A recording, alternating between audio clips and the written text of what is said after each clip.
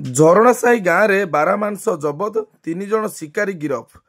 ସୁକିନ୍ଦା ବନବିଭାଗ ପକ୍ଷରୁ କାଳିଆପାଣି ଥାନା ଅନ୍ତର୍ଗତ କାଙ୍କଡ଼ପାଳ ପଞ୍ଚାୟତର ଝରଣାସାହି ଗାଁରେ ସୁକିନ୍ଦା ବନବିଭାଗ ପକ୍ଷରୁ ଚଢ଼ାଉ କରାଯାଇ 7 କିଲୋ ବାରାମାଂସ ଜବତ କରାଯିବା ସହ ମାଂସ କାଟି ବିକୁଥିବା 3 ଜଣ ଶିକାରୀଙ୍କୁ ଗିରଫ କରାଯାଇଛି।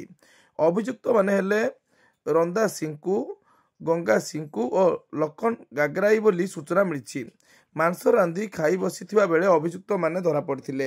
ସେମାନଙ୍କ ଠାରୁ 3 ପୁଡ଼ିଆ କଞ୍ଚା ମାଂସ, 3 କିଲୋରୁ ଅଧିକ ରନ୍ଧା ମାଂସ, ରୋଷେଇ ସରଞ୍ଜାମ, ଫାଶ, ବାଟୁଳି, ଖଡ଼ା, ମାଟି ଗୁଳା, କଟୁରୀ ଇତ୍ୟାଦି ଜବତ କରାଯାଇଛି।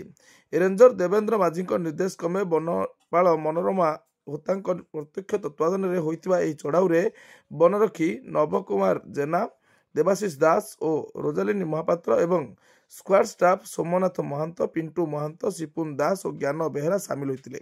ଆଜି ଅଭିଯୁକ୍ତମାନଙ୍କ ନାମରେ ମାମଲା ରୁଜୁ କରାଯାଇ ସମସ୍ତଙ୍କୁ ବୁଧବାର ଅପରାହ୍ନ 4 ଘଟିକା ସମୟରେ ସୁକିନ୍ଦା ବିଚାର ବିଭାଗ ଅଦାଲତକୁ ପଠାଇ ଦିଆଯାଇଥିବା ଦେଖିବାକୁ ମିଳିଛି।